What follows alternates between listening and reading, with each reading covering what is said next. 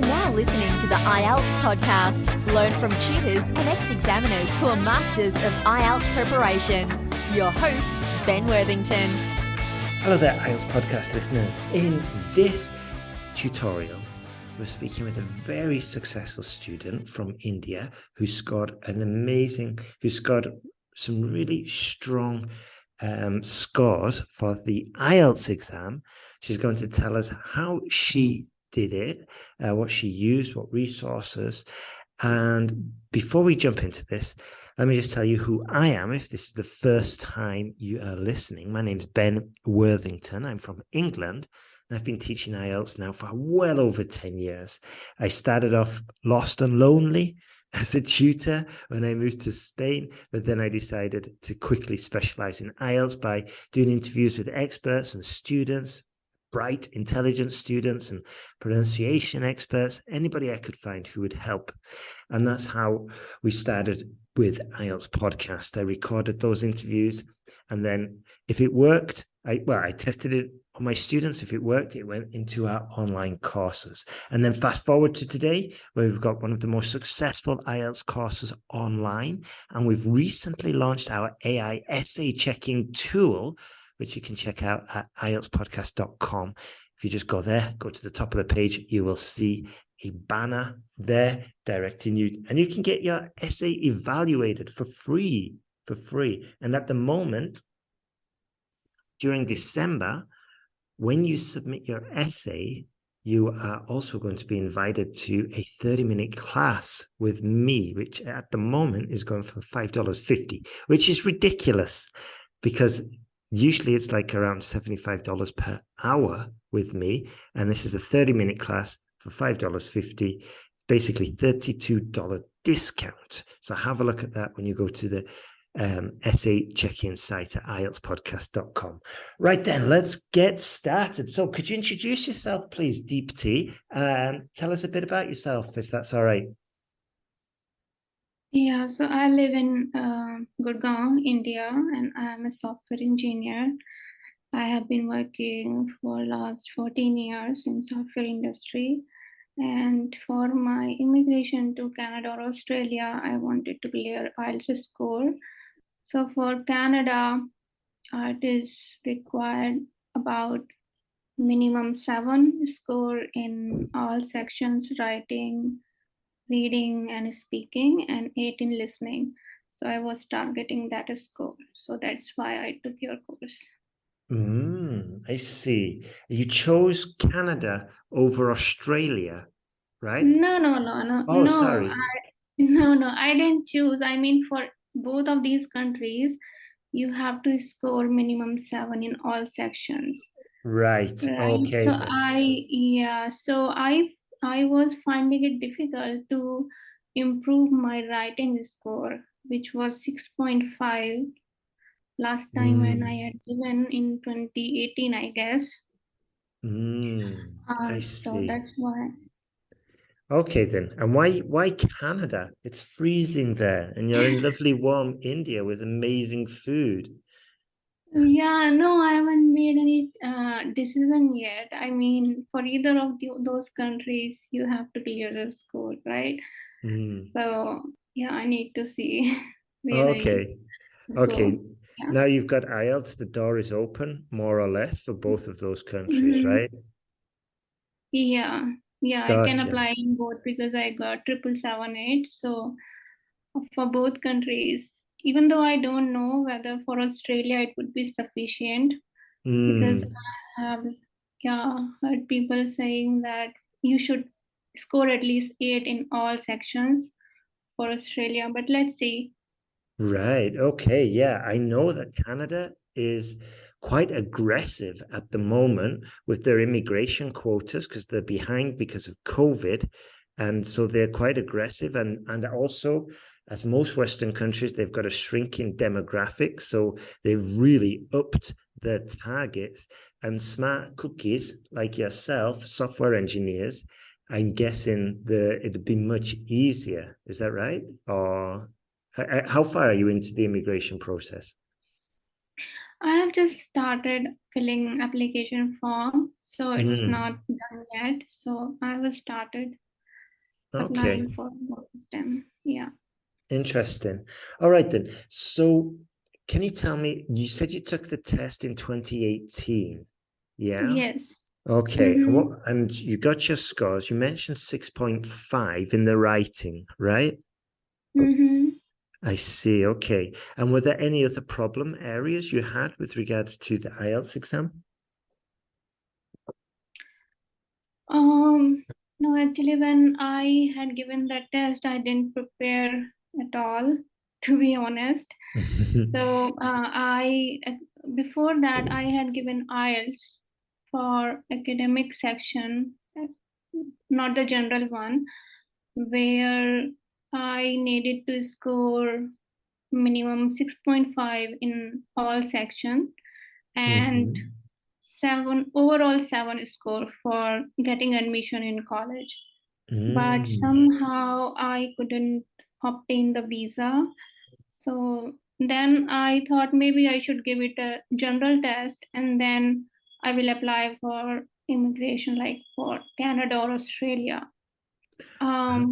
That's the reason I didn't prepare because I didn't know what is the required score and I didn't prepare for that. I thought maybe whatever score I will be getting, I will be applying with Uh, that. But later I got to know that that was not sufficient. And uh, then COVID hit and everything went into standstill. So, I and I see. got busy in some other things in my job. So then this year only I decided that I should give IELTS, and this time I talked to my consultant what is the required score, how much I need to prepare before giving, so that I should be like aware if I am in the position of getting a score or not. It should not be like I am taking tests repeatedly one after another, getting the same score. So it's better to prepare and you should know your target and then Yeah, you should give best. absolutely. So you said you were taking IELTS initially to get into a college, but Yes. is that still your plan, or are you going to work in Canada or study No, there? that's not a plan now because I got admission in 5 colleges, but I couldn't get visa.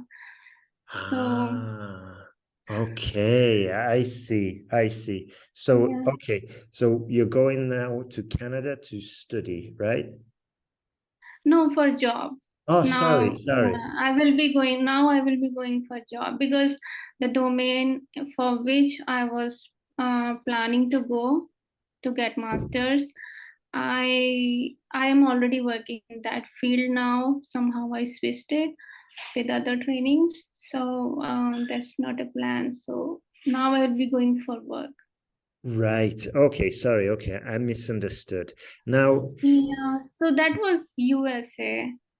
I was planning to go to USA for my studies, but right. that didn't happen, Okay, okay. unfortunately. All Yeah. right. So it seems like for the last couple of years, you've had a plan to leave India and go. Yeah. Okay, right. And then you took IELTS on the fly without Mhm. any preparation. You got 6.5, and then you was like, okay, a few years later, you was like, okay, I need to take the IELTS again, but this time I'm going to Yeah. do some proper preparation. So I'm not stuck in a rut doing test after test. Is that right? Right, right. Because I mean, I didn't work very hard for IELTS before, but when I was giving my test, I was hearing stories around me. People were talking among themselves and saying that they were giving test for seventh time, sixth time. Oh my word. So I was like, oh my God. Wow. So Okay. So this is why you decided this time. You was like, okay, I'm just going to take it once. I'm going to prepare well, take it once, and I'm not going to jump into this right. So I into thought this. maybe I should not do the same mistake which people generally do. They just keep giving tests every Uh-huh. month without preparation. And then because I think it takes lots of effort and time to improve your language. Mm-hmm. to jump into another band. It's not that easy that if you repeatedly doing the same thing, you will get anywhere. That's so So true, Deepti. It's so true. And I think a lot of students struggle with the fact that going from, I don't know, band 5.5 to 6 or 6 to 6.5 is at each stage, it gets progressively harder. So basically, a zero point 0.5 jump from 6.5 to 7 takes a lot more work, in my experience, than going from 6 to 6.5. That's what I've noticed. And yeah, and I think a lot of students fail to realize this and just keep on giving money to the British Council, which is incredible, you know? yeah, I mean, I think it's better to spend money in coaching or, training session or get some Mm. help from tutors instead of just blindly trying your luck, giving paper again and again without any. I mean, you need to improve your language first, I think. Absolutely. Yeah, absolutely. So you ended up working with us. And then at what point did you decide that you were going to work with IELTS Podcast with myself and with Ellen? Oh, okay. So I was listening to a podcast, and somehow I was, randomly searching for podcasts related to IELTS, and I came across your podcast. So in that podcast episode, you were taking an interview with a student, and he was very candid and open in his interview and was saying that he took your writing feedback service, in which Alan checked his essay and it was very helpful and everything. Later, I checked on internet about your podcast and the writing service which he was talking about, because I thought maybe it would be brilliant if I can get someone who can check my essays and give me feedback what's wrong and how to do it and how to paraphrase it, all the mistakes I might be making. I So then see. I searched and then I found that there is a service essay writing. Then I opted for it. Interesting. Okay, so you were searching, you found the podcast, you heard a student talk about working with Ellen, getting feedback, improving his scores. Right. You thought you would give it a try as well, and it worked out for you. It seemed to have been a good fit. Having this ex-IELTS examiner review your work and point out the areas. And also, I remember you also then upgraded and you started to get feedback on your speaking, right? Right. Yeah, Because yeah. my speaking score was also 6.5. So I thought I might not be getting 7 or 7.5. So I Mm. thought maybe I should, avail one more service. And because that was also based on the same concept that you would be recording your speaking test and then we'll get uh, feedback on that. So I thought maybe that would be, I mean, there is no harm to try, right? So Absolutely. Yeah, and just before we hit record, I remembered one of Deepti's audios that she sent to me for feedback, and it was about the glass ceiling, which is like a concept in careers where you can't see it, but there's a roof and your ability stopping you to climb, and it's usually well, I think from the material, it was talking about a glass ceiling for women or for minorities. I can't remember exactly. But I think you were talking about that because was the question, it must have been about careers, or did I send you some audio to no, summarize and use? you had sent me I think BBC 6 minute learning English link. Mm-hmm. In that Mm. the topic was that women don't get very good job at work, which might help them in career growth. So they get Gotcha. very, yeah. I remember now because So my some task was to summarize, to listen to that podcast and then summarize what the discussion about. yeah, absolutely. And just as a side note for the listeners, sometimes the speaking feedback will be cue cards, but then if I feel like, okay, the student is struggling with some other stuff, like maybe vocabulary, or maybe I just want to push the student a little bit further, or I think they should be listening to material. Sometimes I just switch it up and I say, okay, listen to this, summarize it, make some notes, and then send me your audio summary. And sometimes that's in addition if I feel they need it. Sometimes it's just a replacement for the cue cards. It really is sort of like needs-based assessments. And yeah, so you were on 6.5 for the writing and 6.5 for the speaking. What were your other scores for the other areas when you took the test in 2018? Yeah, I think in reading it was 8.5, but this Wow. time in reading I got 7.5. Ooh. I don't know why. And then for the listening? I didn't prepare for reading that time and not this time too, so I don't know why in reading. Yeah, that's crazy. You did zero prep, you get 8.5. That's insane. And then again, you do zero prep, but this time you got 7.5. So it's My the reading IELTS skills casino. are declining somehow. And then for listening, what did you score for listening? Do you remember? For listening, for listening, I got 6.5 last time, and Right. this time 8. This time 8. But Okay. I prepared a lot for listening. I mean, writing and listening, those two were my main focus Yeah. areas. Like for listening, you have to concentrate a lot. If your concentration is off for 2 seconds, I mean, you will be out of sync with the audio, and then you will not be able to answer correctly. So it's That's so very true. crucial. How did you prepare for the listening?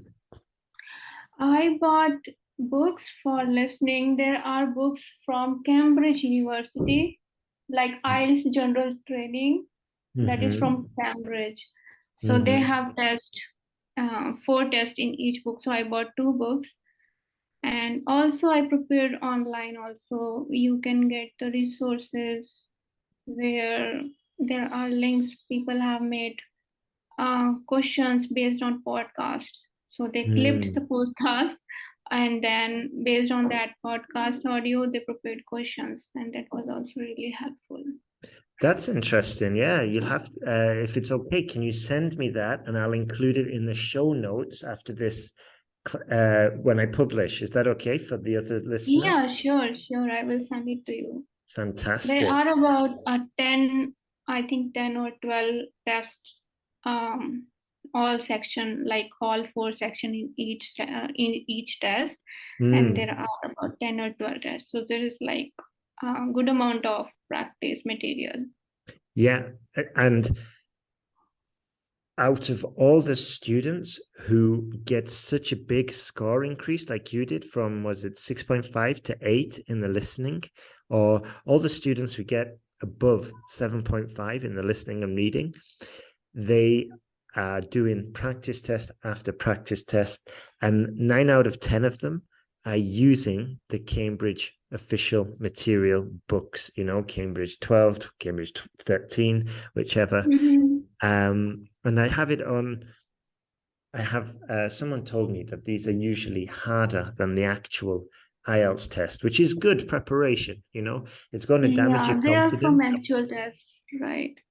Because Okay. sometimes if don't get the idea that the online tests you are giving, like using those free materials on internet, you Mm, don't know whether they are above or below that standard of IELTS. If they are too difficult for like the mm. standard which IELTS has, or they are easy.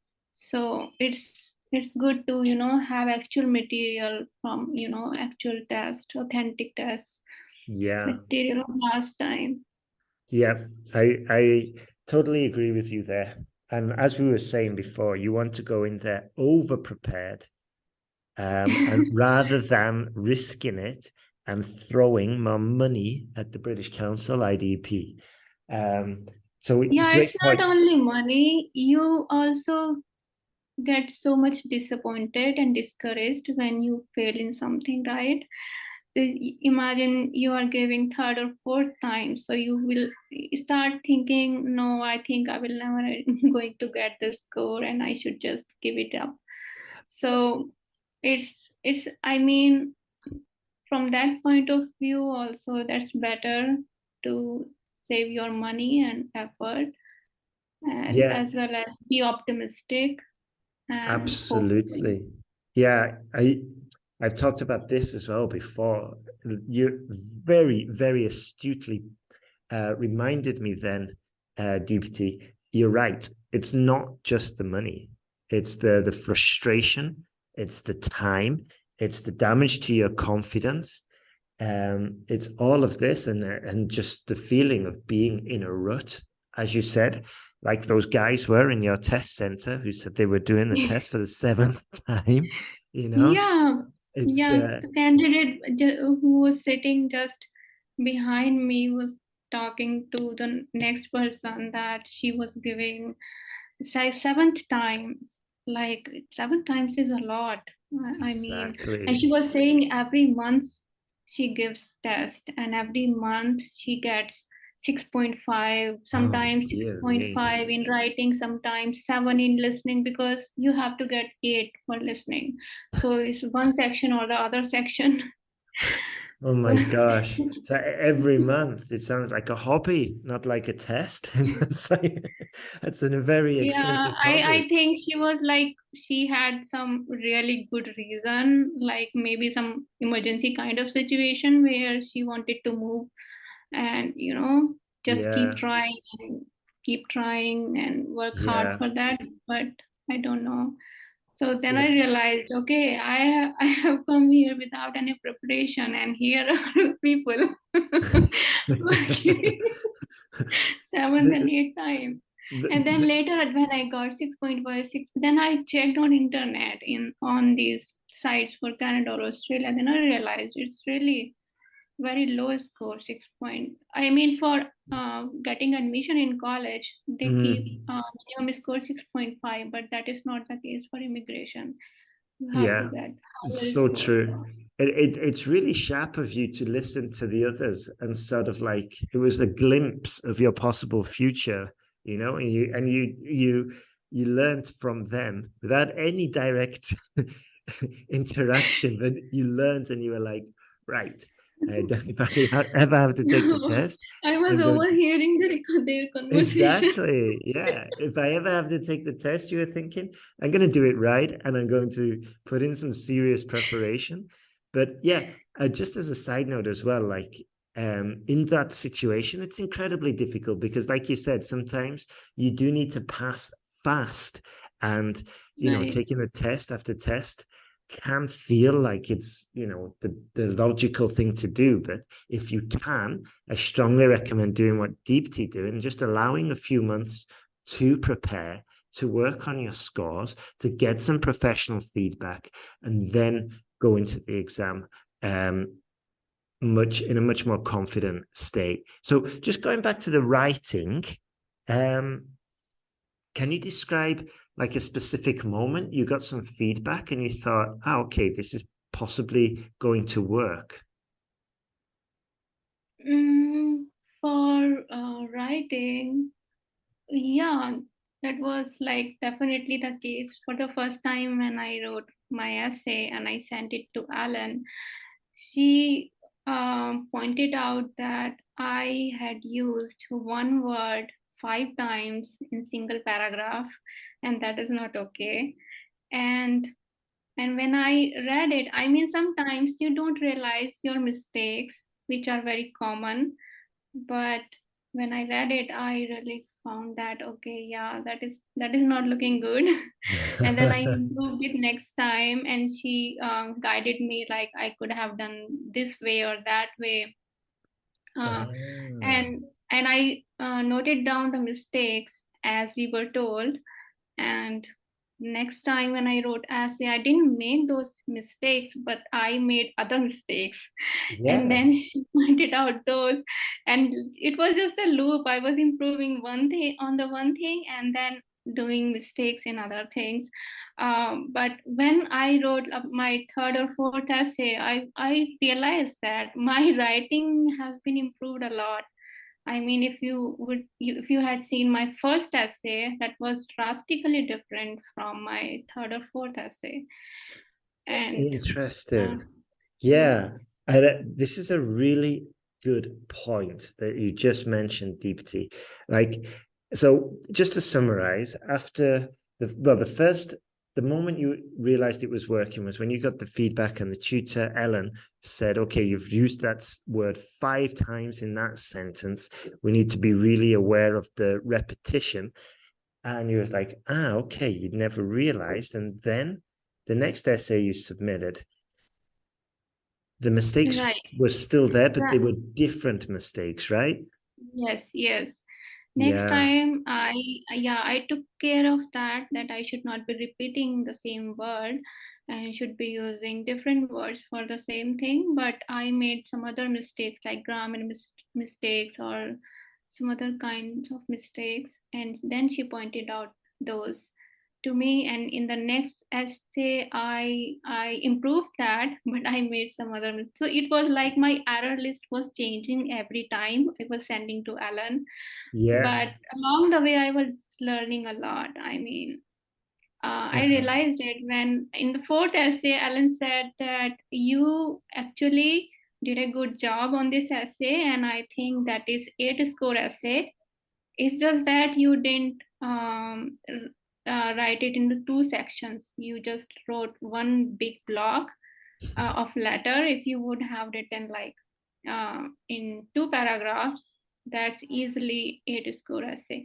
Then I read it again. Then I realized, yeah, that is a huge improvement uh, Super. compared to my first essay. That is a huge improvement. Yeah. What I wanted to say was a lot of students sometimes they just buy the essay correction and they don't buy the course. And what happens is either Ellen or myself we're correcting the essay, but we're also talking about the structure. And sometimes we don't have enough time to give as much advice as we would like to. So this is why when students do the online course as well, a lot of the information we want to share is already being shared and implemented by the students so we can focus on other on mistakes. And this is kind of similar to what happened with you, like she pointed out the repetition in the next essay. She didn't have to mention the repetition because it had been dealt with in the previous one. So now she could focus on another area such as paragraph structure, which she didn't have time to, I guess, to address in the previous essay check. So yeah, and also just as Right. And also, yeah. yeah, I just want to add one more thing. It's not only grammar or vocabulary that you have to take care of. You also have to consider all the points like your ideas are fully developed and they are on topic. All the examples you are giving in essay are relevant, and um, I mean, uh, so I took your course, online course also, in which you described templates, different template, right? Mm-hmm. So those were super helpful. Mm-hmm. In those templates, like first, if this is the type of essay you will be getting, then you have to write this way, and the like other things are also mentioned in that. For example, if you need to give examples in your essay, you should be writing this way for like um, Uh-huh. examples from Oxford University or some survey, right? Yeah. 20% people think that way. And this is there is 15% impact. So those kinds of because when we start writing, we somehow run. I mean, I used to run out of ideas, and it is difficult to come up with examples every time for different topics you get. So it is super Totally. helpful if you can make up uh, examples based on different survey or It, it, um, study search. yeah, totally agree with you there, Deepti. And yeah, just having the knowledge or the confidence, or just knowing that you can do this, and there's a structure for an example, or there's a formula for an example. There's as you said, a template for this type of essay. It just makes it so much easier and more straightforward. And as you said just a few minutes ago, like, we encourage our students to write down the mistakes that they made and the good points. And then the next time you write your essay, you just check this error document and you make sure that you don't make the same mistakes again. And this way, it starts to become more automatic and your writing starts to become better because you're starting to get into the habit of self-checking, which can easily boost your score. So is there anything else you'd like to mention that we haven't covered? About working with Ellen or the online course or the feedback. Is there anything else you'd like to mention we haven't covered? I think we have covered everything. Okay, all right. Yeah. Okay, then I've just got one last question, or two questions actually. What's your time scale for Canada? What? Sorry? What's your time scale for Canada? When will you be there?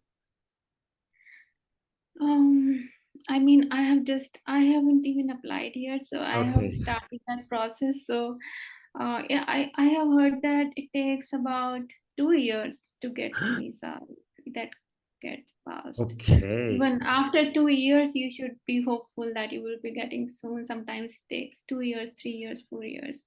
For Wow. Australia, yeah, for Australia, Okay. it takes about 1 year. Right. Yeah.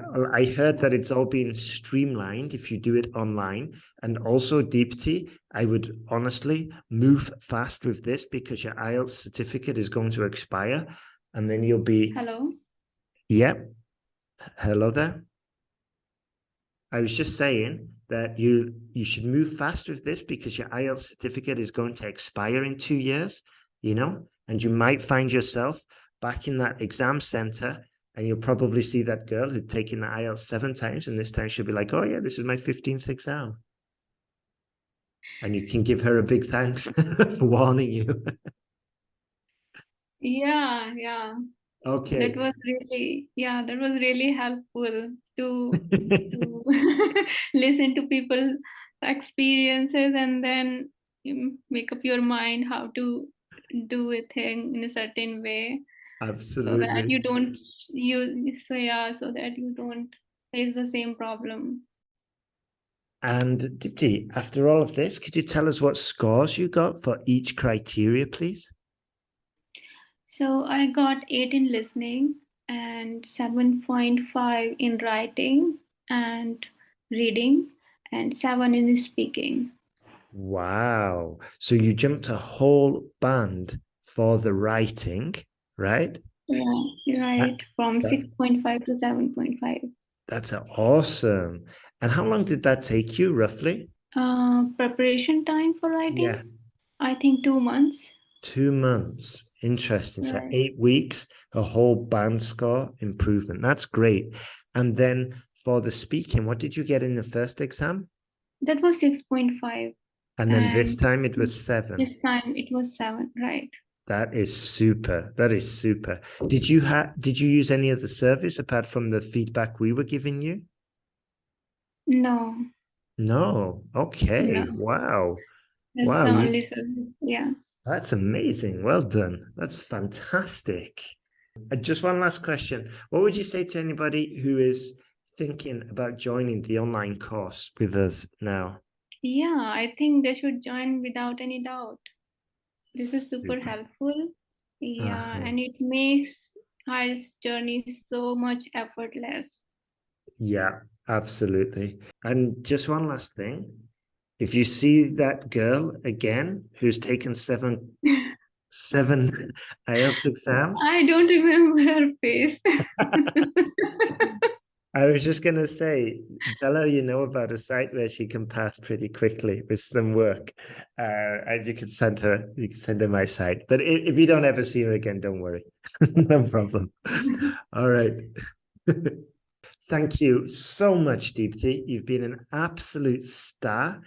And yeah, for anybody who is thinking of joining the course, then, if you start with our online essay checker, you can start there, and then you can get it's not free, sorry, you can get a hugely discounted online class with me. It's about 30 minutes, and we can help you get the right materials and make like a plan for you to start your IELTS journey and pass as soon as possible. So that's it from me today. Thank you again, Deepti, and good luck everyone with your IELTS journey. All the best.